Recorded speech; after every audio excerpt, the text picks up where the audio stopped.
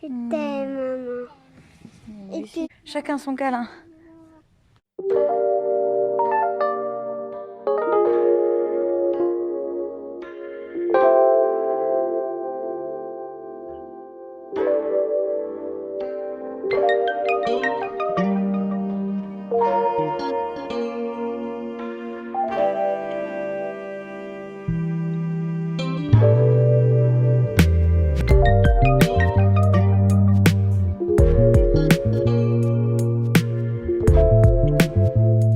Et voilà, tu peux aller jouer.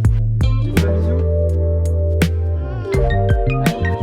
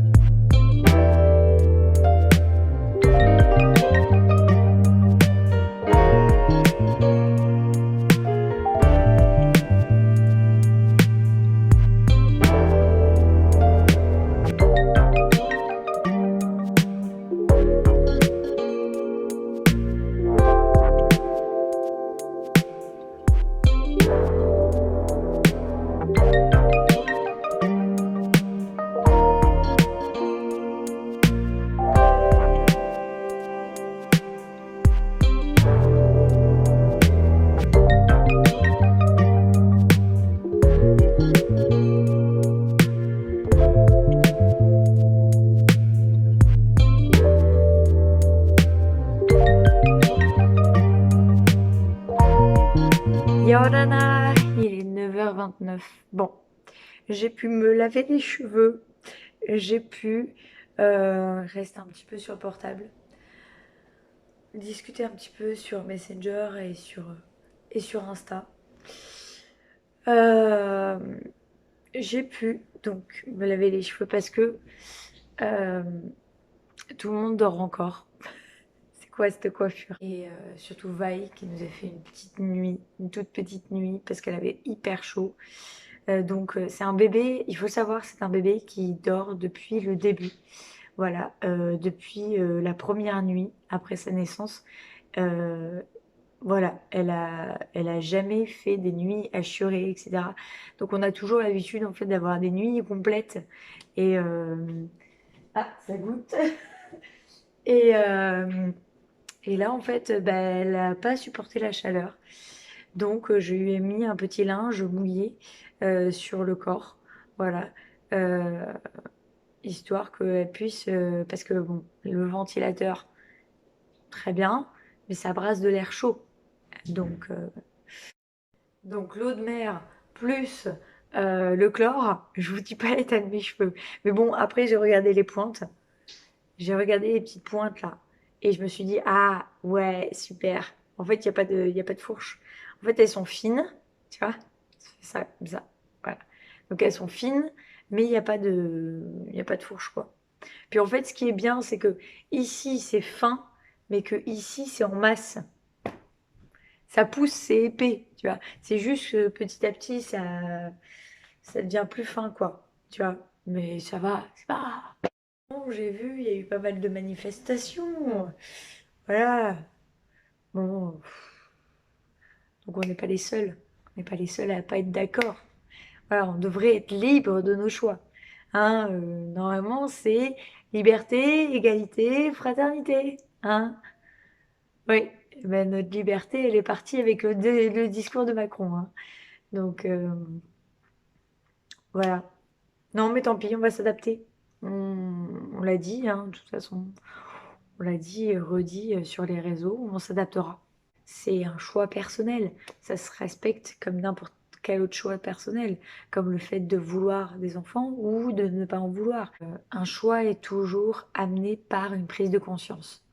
Moi, mon cœur, il me dit, bah écoute, tu prends déjà les précautions, tous les trucs de précaution, les machins, les ci, les là.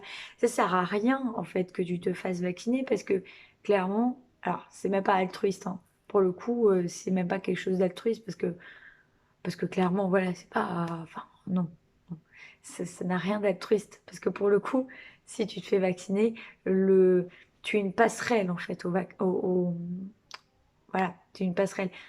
En gros, tu ne développes pas les symptômes, mais tu peux quand même l'amener à quelqu'un. Quelque part, en fait, tous les vaccinés peuvent mutuellement En plus, on ne sait même pas si avec tous les variants, les machins, etc. Enfin, ça fait un bordel de monstres. En plus, il y en a partout que ça parle. Ça parle de partout, niveau Covid. T'entends parler que de vaccination et de Covid. D'ailleurs, c'est il y a le petit machin, là, tu sais.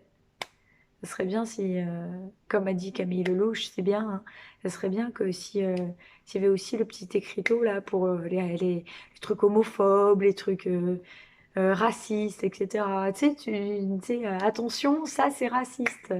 Attention, propos racistes, tu vois, ça serait bien. Et c'est pas le cas. Maintenant, il y a la discrimination raciste, il y a la discrimination homophobe, il y a la discrimination de plein de choses. Et maintenant, il va y avoir aussi, merci Macron, hein, il va y avoir aussi la discrimination. T'es vacciné, t'es pas vacciné. Voilà, même si tu fais ça pour tes choix, pour tes raisons à toi, hein. Voilà. Il y a la discrimination pour les gens qui veulent des enfants et ceux qui en veulent pas. Il y a la discrimination pour tout plein de choses. Maintenant, ça divise encore plus. Non, moi j'appelle à la paix, moi. J'appelle à la paix. Arrêtez de faire la guerre. Si un jour on fait un choix, c'est pour des raisons. Quand il y a un choix qui est fait, que ce soit celui de la vaccination ou un autre choix, c'est que ce choix-là, il est fait pour une bonne raison. C'est qu'il a été réfléchi. On fait pas un choix, ah tiens, comme ça, machin. Non, on fait un choix parce que il y a eu une prise de conscience et une conséquence. Quelque chose qui a fait que on a fait ce choix. Un choix, il est amené par une prise de conscience. Maintenant, après, c'est propre à chacun. Chacun est libre de penser comme il veut. Si les gens ont envie de se faire vacciner, ils se font vacciner. S'ils n'ont pas envie de se faire vacciner, ils se font pas vacciner. Ça, voilà, c'est le choix de chacun. Nos aïeux se sont vraiment battus pour que dalle, hein. Parce que là, on perd toutes les libertés qu'on avait, hein. Bref, bref. Vous savez mon avis là-dessus. Donc, je vais pas tergiverser encore et encore. Je vais arrêter d'en parler sur les vlogs parce que clairement, j'ai envie que les vlogs soient un endroit un peu plus, comment dire, ouais, un petit peu plus qui déconnecte du quotidien. J'ai pas envie en plus de vous rajouter ça ou quoi que ce soit. Donc voilà, hier j'ai mis un nouveau vlog. J'étais contente. Voilà, j'ai réussi à faire une semaine sur, je crois, 7 minutes, 7-8 minutes. C'était notre 100e vlog. Voilà. C'était notre 100e vlog. Je me suis dit, ah oui, déjà une centaine. Bon, après, ça fait depuis juillet ou juin. Juin 2019, je crois qu'on est déjà en vlog. Je crois. On a regardé les anciens vlogs hier, on s'est remis un petit peu. Ah, on a repris un petit peu les souvenirs et tout. On était là, tu te rends compte quand même tout ce qu'on a passé. Ouais. Et je me rends compte aussi de comment on s'est battu pour avoir cette maison. Et quand je me dis ça, je me dis, waouh, on en a passé des trucs. On en a passé. Ça fait un petit peu plus d'un an qu'on est propriétaire et putain, on s'est tellement battu pour avoir cette maison. On va commencer une nouvelle semaine. J'espère en tout cas que vous allez bien. N'hésitez pas, si vous voulez, à nous faire des petits commentaires, à mettre un petit pouce bleu, à vous abonner si c'est toujours pas fait.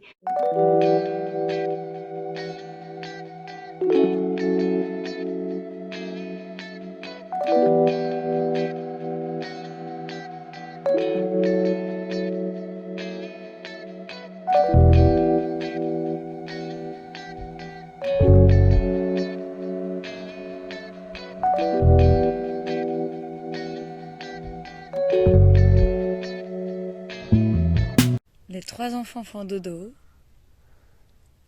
Et nous, On se délasse. je suis bien avec toi. Maman,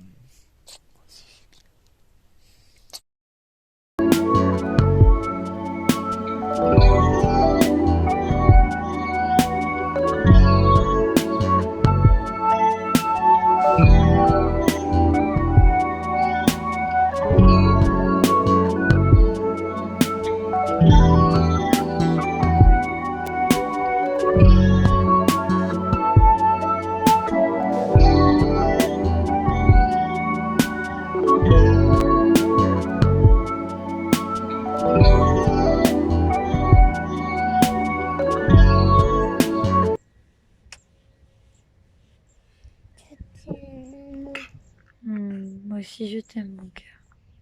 t'aimes de toutes mes forces.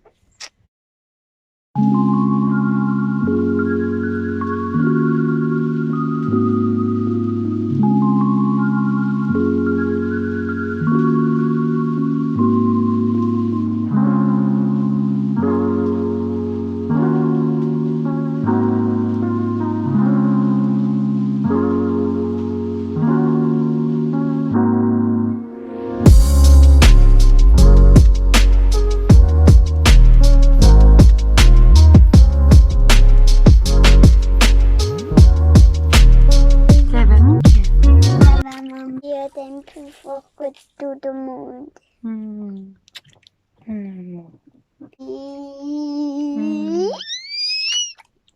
Je t'aime plus fort que tout le monde. Oh, mais moi aussi, je t'aime, mon cœur. Tu m'aimes de tout ton cœur. Ah oui, je t'aime plus que tout au monde, moi aussi. Mais c'est plus. J'ai besoin de ta maman. Ah, viens, viens. Oui. À la tienne.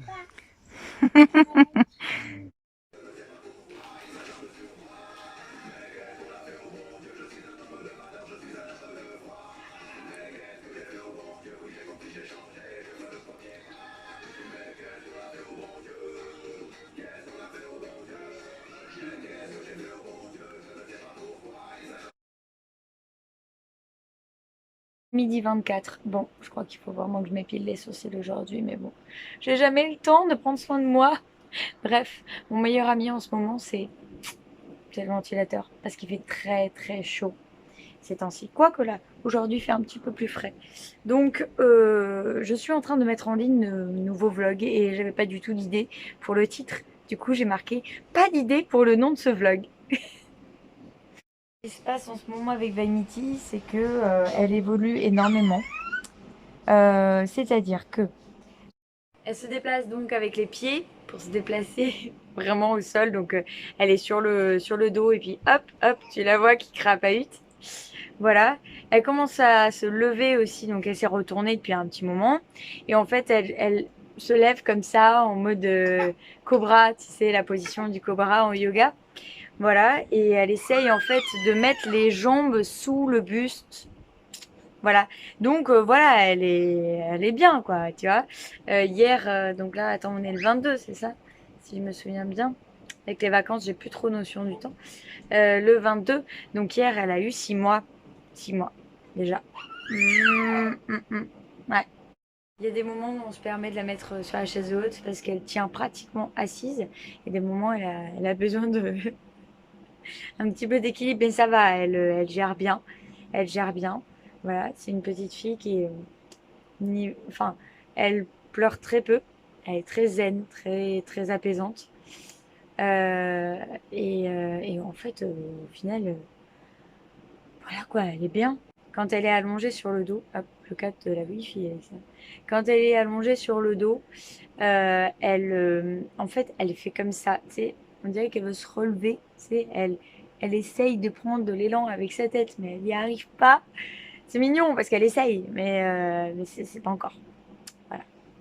Voilà. Aussi, j'ai des mamans qui me demandent pour accoucher à domicile. Alors, petite précision, parce que j'ai pas mal de gens qui viennent me voir et qui me disent je sais pas où me renseigner, etc. Vous avez des pages Facebook dédiées justement à l'accouchement à domicile, où elles sont quand même pas mal nombreuses, entre sages-femmes, doula et mamans qui vont accoucher aussi à domicile. Malheureusement, alors si vous vous sentez vraiment capable de faire un ANA, donc accouchement non assisté, dans ces cas-là, voilà, à vos risques et périls. Il vaut mieux être accompagné d'une sage-femme agréée, puisque quand on fait un accouchement à domicile, il y a des protocoles, il y a des règles à respecter. Voilà, c'est quelque chose qui ne se fait pas comme ça, on n'improvise pas comme ça. Voilà, niveau règles de sécurité, c'est quand même très important. Le médical est là au cas où. Ma sage-femme elle est arrivée, j'avoue que j'ai été quand même tranquille, tu vois. Je me suis dit, ah, enfin, enfin, parce que bon, elle avait quand même un petit moment avant de venir. Voilà, mais dès que mon mari l'a appelée, hop, elle est arrivée et tout, donc c'était vachement cool. Je pense que voilà, au cas où, c'est toujours mieux d'avoir une sage-femme qui est là. Après, celles qui font enfin voilà, celles qui désirent avoir un accouchement non assisté, c'est leur choix. Moi, c'était pas du tout mon choix.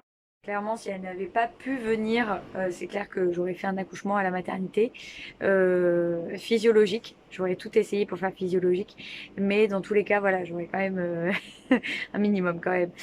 Voilà, celles qui font les ANA sont réellement vraiment courageuses et je leur tire mon chapeau, mais moi, j'aurais pas pu. Voilà. Et puis voilà. Surtout, vraiment se renseigner sur l'accouchement à domicile parce que c'est pas juste. Voilà, il faut vraiment une préparation. Faut vraiment, moi, j'ai eu quand même 9 mois de préparation parce que j'ai pris contact avec elle, avec donc ma sage-femme à domicile qui faisait ça et qui fait encore ça depuis 18 ans, si je me rappelle bien. Ça fait 18 ans qu'elle fait ce métier. C'est une sage-femme à domicile qui est très très connue, qui en fait énormément. Et, euh, et voilà. Il y en a quand même très peu par département. C'est dommage. C'est à cause de l'assurance aussi qu'il y a, voilà, parce que l'État n'encourage pas en fait les sages-femmes à se lancer dans cette activité, parce qu'il y a une énorme assurance à payer. Donc voilà. Voilà, c'est quand même très encadré, mais on met une musique douce, on met une ambiance vraiment où la maman peut se mettre dans sa bulle. J'ai rien contre les maternités parce que bah, c'est très bien qu'il y ait des femmes qui accouchent en maternité, etc. Voilà, chacun est libre de faire son propre choix. Par contre, c'est vrai que moi, personnellement, je me suis sentie bien d'accoucher à domicile. J'ai senti que j'étais en sécurité. Je me sentais bien d'être chez moi, dans ma bulle, dans un endroit que je connais, d'être libre de mes mouvements, de pouvoir faire différentes positions pour accoucher. Pas que comme ça, avec les jambes en l'air et comme on voit dans les films et tout. Une position plus physiologique qui respecte la gravité du corps et la gravité aussi du bébé qui passe quand même le bassin, hein. C'est pas n'importe quoi, un bébé se faufile dans le bassin quand même, hein. Donc voilà, il faut l'aider, donc il faut rouler un petit peu du bassin, il faut s'aider du ballon, il faut voilà.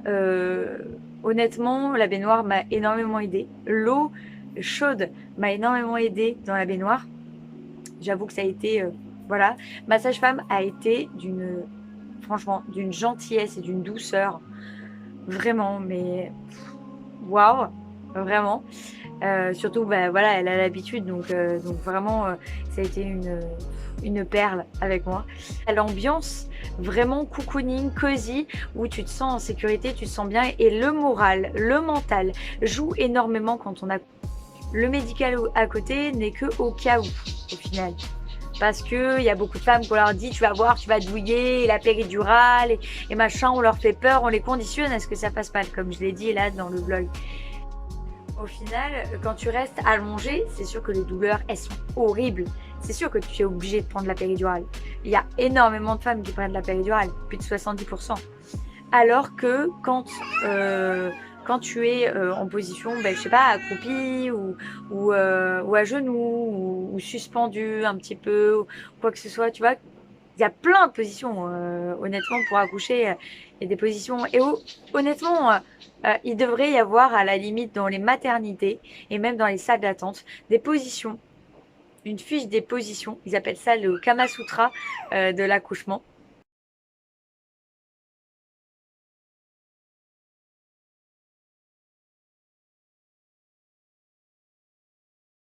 Il y a de plus en plus, et ça c'est encourageant par contre, il y a de plus en plus de maternités qui s'ouvrent à un respect du corps de la femme, au fait qu'il y a de l'accouchement physiologique, il y a de plus en plus de maternités qui commencent à mettre des salles nature, à moins doser les péridurales pour qu'on se sente plus maître de notre corps. C'est encourageant, c'est vraiment encourageant. Il y a de plus en plus de maternités qui se font au fur et à mesure de plus en plus physiologiques, qui adaptent les positions pour accoucher, qui ne font pas que sur le dos, etc. Et qui respectent vraiment le consentement des mamans qui accouchent. Vraiment, c'est encourageant. Maintenant, il faut continuer ce combat pour que les femmes puissent accoucher de plus en plus physiologique. Plus c'est physiologique et moins ça sera douloureux. Et moins ça sera douloureux et plus les femmes en garderont un bon souvenir. D'ailleurs, plus c'est physiologique et moins il y a de risques pour l'enfant et pour la femme. Et oui. Voilà, mais bon, ça, on le dit pas, hein. Voilà, on dit physiologique pour la plupart des gens, un accouchement physiologique, c'est un accouchement dit hippie, très bobo, très, voilà, c'est un effet de mode pour la plupart des gens, mais non, en fait, c'est une prise de conscience. Plus un accouchement se passe bien, plus un enfantement se passe bien, et moins il y a de risques de dépression postpartum.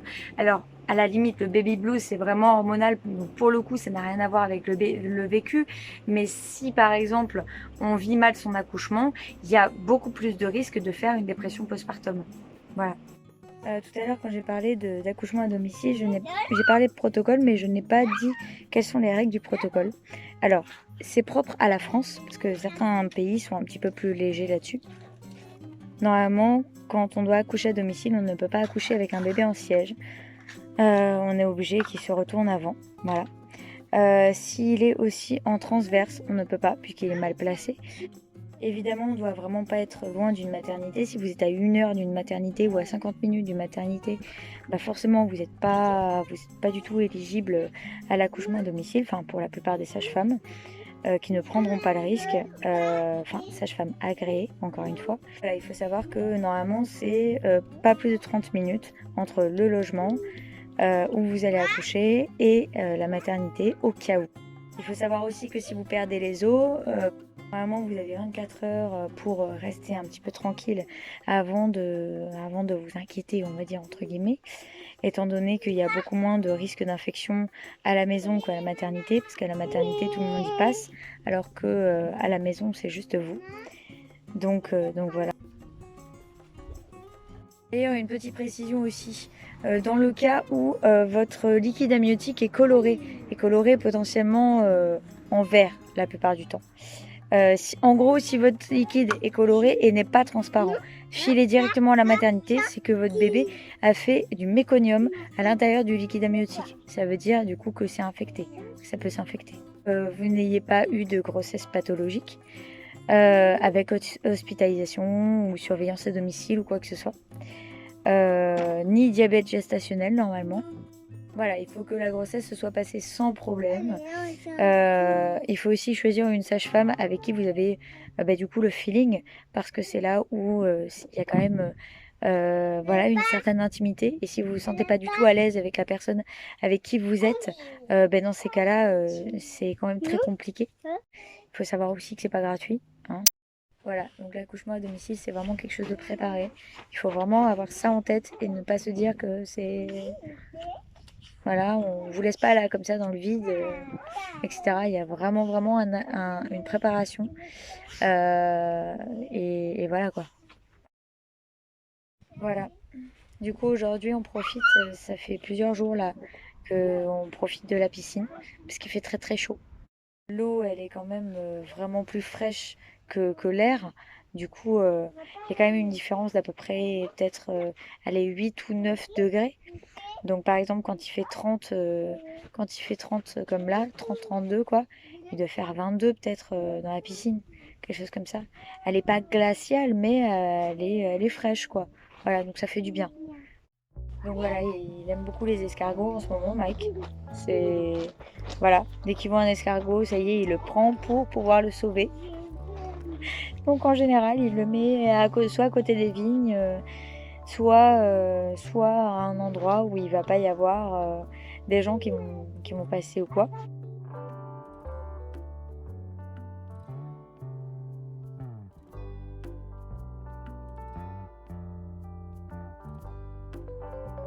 Vaille est toujours en train de dormir. Voilà. Ça fait maintenant 2h30. Parce que d'habitude, tu vois, là, elle est dans son... Déjà, il faisait chaud pendant 3 jours. Donc, elle avait vraiment besoin de se réhydrater. Donc, sein plus. Et en même temps, bah, on était aussi en plein dans son pic du 6 mois. Voilà, parce qu'il y a des pics de croissance. Et donc, le pic du 6 mois, c'est parfois, ça passe inaperçu. Et par exemple, Mana, ça a été le pic de 3 mois qui a été le plus booster. Là, c'était le pic des 6 mois. Et c'est en train de se calmer. Voilà. Mais c'est arrivé en même temps que les fortes chaleurs. Du coup, ça a été... voilà, hein. Du coup, là, il fait un petit peu moins chaud. Elle tète quand même beaucoup. Elle a beaucoup tété ce matin. Par contre, là, bah, ça s'est calmé. Et là, ça fait pratiquement 2h30 qu'elle ne tète pas, qu'elle dort tranquillement dans son lit parapluie. Voilà, je l'ai déposée délicatement et tout. Alors, il faut faire délicatement parce que le moindre geste, le réflexe de Moro, il est là, comme ça. Et du coup, elle réagit très vite. Elle a encore un tout petit peu le réflexe de Moro, mais c'est vraiment un tout petit peu. Sinon, c'est vraiment en train de partir dans ce réflexe qu'on dit des bébés, c'est-à-dire que quand ils entendent un bruit ou quoi que ce soit, qu'ils sont en train de dormir, il y a donc le réflexe de Moro qui se... C'est un réflexe de bouger comme ça, et parfois ça réveille les bébés, et parfois non. Donc voilà. Ah, Mana est sur le petit pot, peut-être que... Voilà, donc elle aussi, avant elle voulait absolument pas aller sur le petit pot. Là, je ne sais pas, là je la vois, elle est sur le petit pot en train de faire comme ça. Voilà, donc je sais pas, t'as fait pipi? Ah, t'as fait pipi, mais c'est bien. T'as fait pipi sur le petit pot? Ah, super. Voilà, ça fait un petit moment hein, déjà qu'on essaye, hein, mais nickel. Par contre, c'est vrai qu'on a pris des couleurs, hein, vraiment. Là, tu vois, il est partout. Étant donné que je ne fais pas du topless chez moi, mais je fais du topless à la plage, du coup, il y a un mélange de plage et un mélange de ah non, peut-être pas, tu vois. Vous entendez? Oh, il n'y a rien. Mike est en train de lire tranquillement son petit livre. Donc Mana, comme je le disais, est à la sieste. Vaimiti est toujours pas réveillée. Voilà. Non, je vais vérifier. Elle respire. Hein. Elle respire. Non, bah, ça, c'est une angoisse de maman. C'est réellement une angoisse de maman. C'est-à-dire que ça s'en va au fur et à mesure. Mais moi, par exemple, quand je mets mes enfants au dodo, j'aime bien les regarder dormir parce que je trouve ça mignon. Voilà, ils ont un visage tout apaisé, etc. C'est vraiment mignon. Par contre, je regarde comment ils respirent. Voilà, ça c'est un truc. Je sais pas. Il y a beaucoup de mamans avec qui j'ai discuté qui ont justement ça, même jusqu'au 1 an, 2 ans des enfants, etc. Mais franchement, je sais pas. J'aime bien les regarder dormir, mais j'aime surtout me dire, ok, c'est bon, il respire. C'est bon, je peux dormir bien. Tu vois, l'angoisse de la mort subite du nourrisson, c'est une angoisse que j'ai eue pour Mike, c'est une angoisse que j'ai eue aussi pour ma Hanatea, et du coup pour Vaimiti aussi, sachant qu'en plus ça peut intervenir plus souvent, à peu près vers entre la naissance et 6 mois, voilà, ça peut arriver. Là, elle vient d'avoir 6 mois, donc je me dis, bon, voilà, il y a quand même une probabilité vraiment très très faible pour qu'elle fasse une mort subite du nourrisson, mais voilà, je suis tout le temps là à surveiller. En plus, elle fait du cododo. Elle dort avec nous, hein, clairement. Elle dort à côté de moi, comme ça, hop, c'est hyper pratique pour mettre au sein, tout va bien. Et voilà quoi. Voilà, c'est vraiment trop bien le cododo, surtout quand tu allaites. C'est le kiff du kiff parce qu'il n'y a pas besoin de se lever. Ça, c'est vraiment cool. Non, ça, c'est un truc de feignante, ça. Non, mais honnêtement, il y a tellement de bienfaits sur le cododo, que ça soit le fait que bébé cale sa respiration sur ta respiration, le fait que il y a tellement de bienfaits que, en plus, le risque de mort subite du nourrisson, contrairement à ce qu'on veut nous faire penser, il est amoindri avec justement le cododo, parce que bébé cale sa respiration sur ta respiration, du coup. Ça fait, tu vois, voilà, il peut pas. Surtout, petit truc de prévention comme ça, ne faites pas du cododo si vous avez bu ou si vous avez consommé des choses un peu illicites. Voilà. Surtout, ne faites pas ça. Il développe un instinct qui fait qu'on se réveille quelques secondes avant notre enfant. Voilà. C'est pour ça qu'il est physiologiquement impossible de l'écraser. Voilà. C'est-à-dire que moi, d'habitude, je bouge énormément. Je bouge quand même beaucoup quand je dors. Et le seul truc, c'est que quand je suis avec mes enfants en cododo, que ce soit pour Mike qui l'a fait pendant 1 an, que ce soit pour Mana qui l'a fait pendant 18 mois, ou Vaimiti, le fait de les avoir avec moi, ben, en fait, mon corps se dit non, non, tu bouges plus, il y a un bébé. Du coup, c'est inconscient, mais on ne bouge plus. Tous les mammifères font du cododo. Après, il y en a qui vont te dire oui, mais quand même, t'as plus de vie de couple. Gna, gna, gna. Attends, le lit il devient plus conjugal, ok, il devient familial. Par contre, tu découvres une table conjugale, tu découvres une machine à laver conjugale, tu découvres un bar conjugal, un canapé conjugal. Une table basse conjugale. Dans ces cas-là, tu vois, tu te rends compte qu'en fait, il n'y a pas que la chambre. Bon, déjà, on le savait déjà qu'il n'y avait pas que la chambre. Mais là, tu t'en rends compte encore plus, tu vois. Tu te dis, bon, soit je la mets dans son lit et tu fais évidemment dans le lit la dite chose. Hein, voilà, je vais pas vous faire un dessin. Voilà, tu mets dans son lit, tu mets un petit truc ou tu mets le lit dans une autre pièce, etc.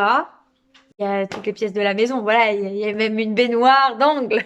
Donc ça va, on a de quoi faire. Elle est grande la maison, hein, donc clairement, voilà. Donc c'est ça que je réponds aux gens qui me disent oui, mais attendez, vous avez plus de vie sexuelle après. T'inquiète pas pour ça, ne t'inquiète pas. Voilà. Non, il y a de quoi faire.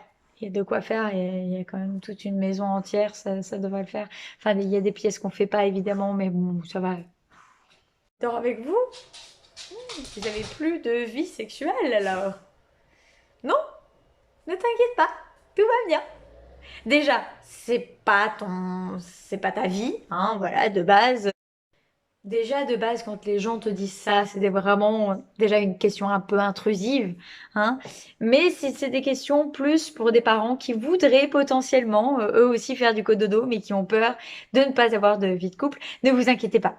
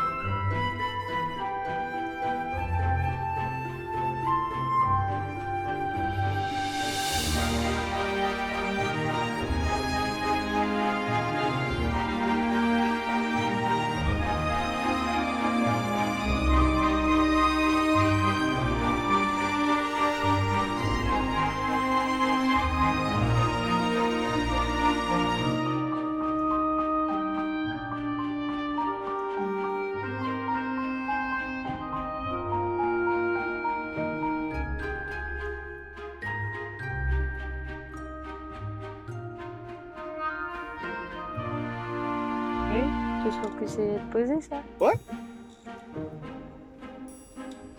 Ça t'a fait du bien de désosser les palettes? Ah ouais. Ouais? Ah, j'ai récupéré quand même un peu de bois.